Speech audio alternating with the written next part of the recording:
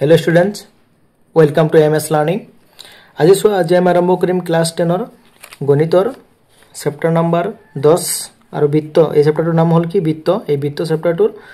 কি আছিল 10.2 এক্সাৰসাইজ 10.2 এক্সাৰসাইজৰ বাকি কেটা কৰা হৈছে। এবাৰ আমি এইটো পেজত যাম। এই 13 নম্বৰটো আজি আলোচনা কৰিম। ঠিক আছে 13 নম্বৰটো বেছিকৈ ইম্পৰ্টেন্ট কোৱেশ্চন। এটা আছে 9 number 10 number 11 number 12 number 13 number এই 12 নম্বৰটো বেছি নাহে আহে নাই ইমানলৈকে এতিয়া সোৱাই নাই গতিকে এটো সলভ নকৰিলে হ'ব তোমালোকে গতিকে তোমালোকে এটা কাম কৰা ইয়াত 8 11 আৰু 13 এই দুটা বেছি ইম্পৰ্টেন্ট আৰু 9 এই দুটা এই তিনিটা বেছি ইম্পৰ্টেন্ট একদম আহিয়ে থাকে তাৰমানে ঠিক আছে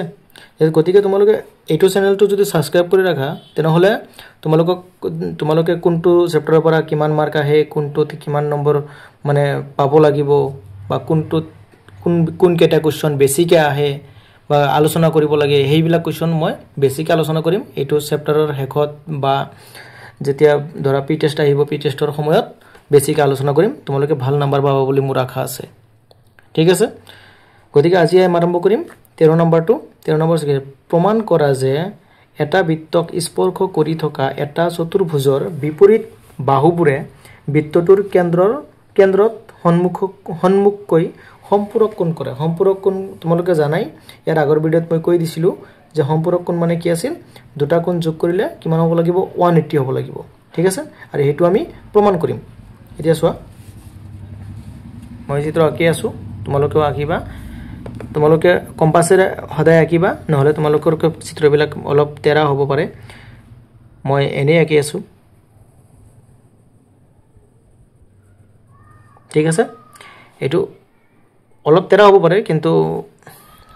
মই হাতেৰে আঁকি আছো নৰমাল কলমেৰে কেৱল তোমালোকে বুজি পাব লাগে গতিকে চোৱা ইয়াত এটা চতুৰ্ভুজৰ কথা কৈছে গতিকে ইয়াত এটা কি আছে চতুৰ্ভুজ আছে দি দিয়া চতুৰ্ভুজ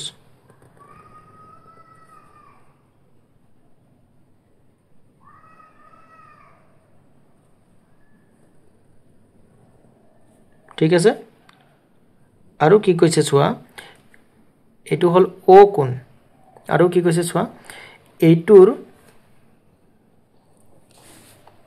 প্ৰমাণ কৰে যে এটা বৃত্তক স্পৰ্শ কৰি থকা এটা চতুৰ্ভুজৰ বিপৰীত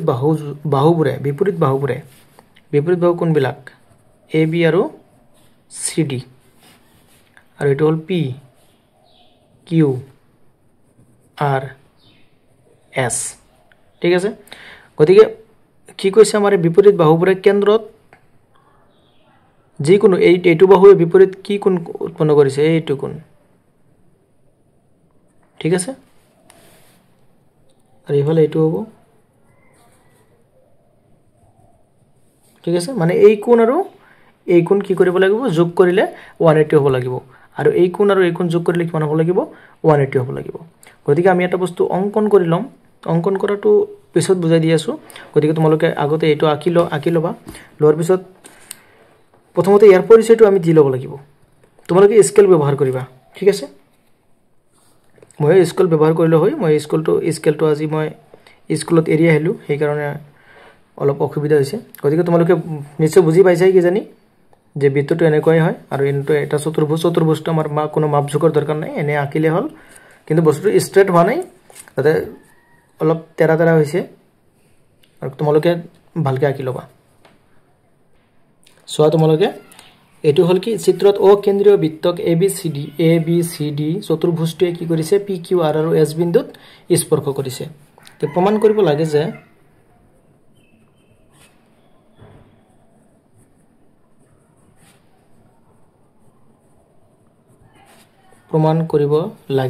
কি প্ৰমাণ কৰিব লাগে এই কোণ আৰু এই কোণ যোগ কৰিলে 180 হ'ব লাগিব তাৰমানে এংগেল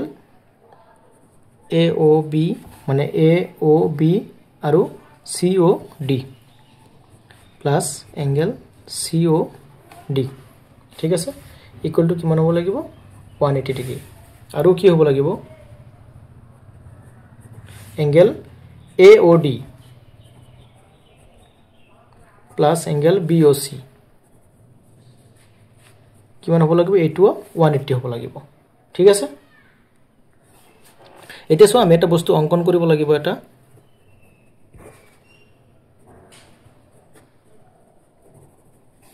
অঙ্কনটো আমি কি কৰিম অঙ্কনটো আমি এটো কেৱল সংযোগ কৰি দিম ঠিক আছে এইটো কি কৰিম আমি সংযোগ কৰি দিম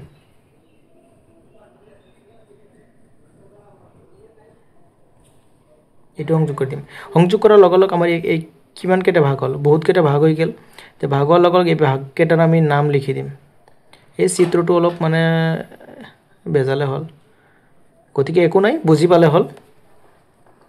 এটো 1 দিলু এটো 2 এটো 3 এটো 4 5 6 7 8 ঠিক আছে এতিয়া আমি কি কৰিব লাগে এই 1 + 2 = 6 + 5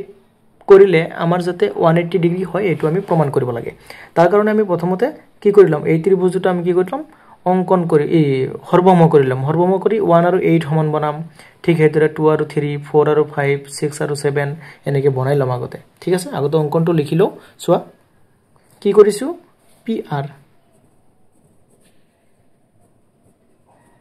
আৰু QS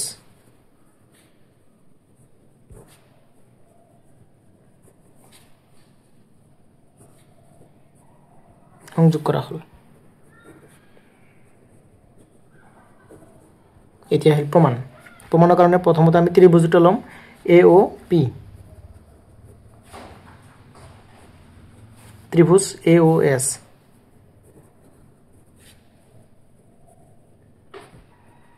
এছৰ পৰা এটা কি সমান হ'ব কি সোৱা এটো বহি বিন্দুৰ পৰা একদম ইজি হৈ আছে সোৱা AP = AS 10 পয়েন্ট কি আছিল এটো 2 আছিল উপপাদ্য ঠিক আছে তোমালোকে উপপাদ্যটো লিখি দিবা হৈ যাব তাৰ পিছত কি আছিল এটো কি একে বৃত্তৰ ব্যাসাৰ্ধ মানে OP = OS একে বৃত্তৰ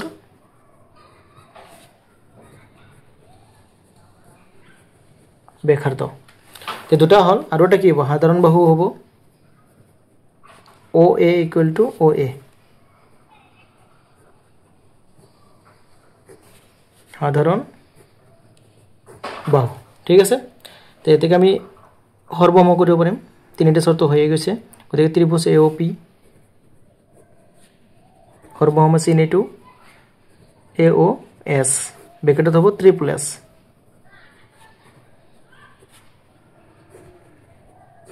শর্ত মতে ঠিক আছে নেক্সট চোৱা এটো শৰ্ত মতে হৈ গেল যদি আমি মেইন টাৰ্গেট আমাৰ কি আছিল 1 আৰু 8 সমান বনাম গতিকে angle 1 = angle 8 CP CT শর্ত মতে তে একেদৰে আমি কি বনাব পাৰিম একেদৰে বা সিমিলাৰলি লিখিব পাৰিবা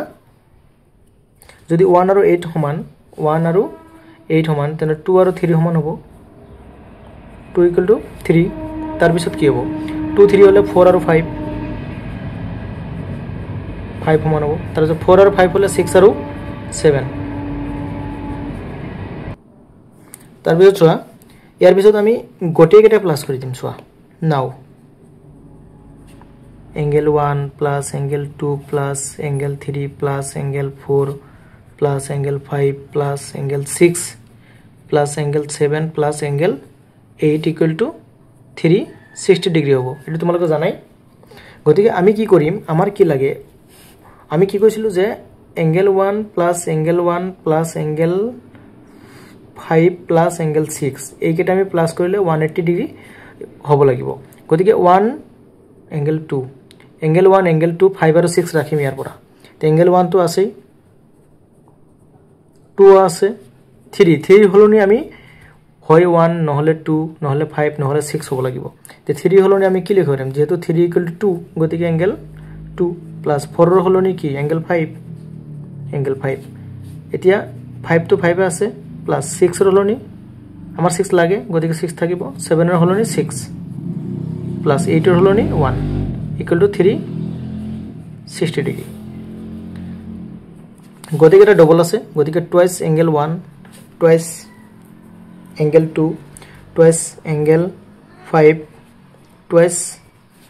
angle 6 3 60 degree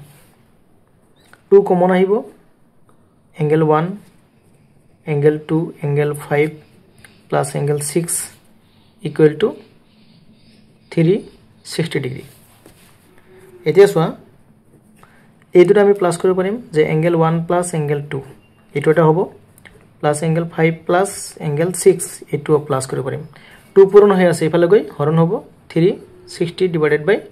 2 ঠিক আছে এতিয়া সোয়া আর বাকি অলপ আছে গতিকে মই এটো ইয়াতে লিখি দি আছো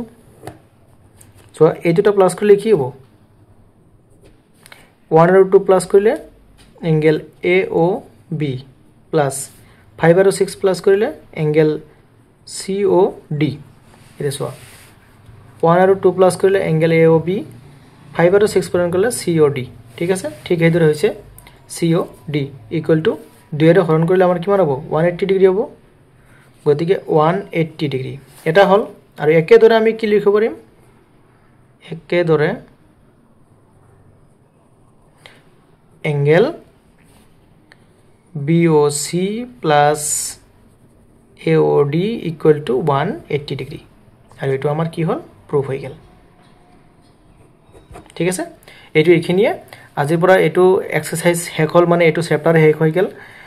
এটো চ্যাপ্টাৰৰ ইয়াৰ পিছত এমসিকিউ আলোচনা কৰা হ'ব আৰু এটো চ্যাপ্টাৰৰ যেটো ইম্পৰ্টেন্ট আছে হেবিলাকো আলোচনা কৰা আৰু মই ভিডিও বনাৰ সময়ত যেবিলাক বেছি ইম্পৰ্টেন্ট এবিলাক মই কৈ দিছো গতিকে লাগিলে তোমালোকে আগৰ ভিডিও বিলাক চাই লবা আৰু সাবস্ক্ৰাইব কৰি ৰাখিবা লাইক কৰিবা কমেন্ট কৰিবা তোমালোকৰ যেবিলাক ধৰি লোৱা ডাউট হেবিলাক শেয়াৰ কৰিবা মোৰ লগত মই হেবোৰ সলিউশন কৰিবলৈ ট্ৰাই কৰিম ঠিক আছে থ্যাংক ইউ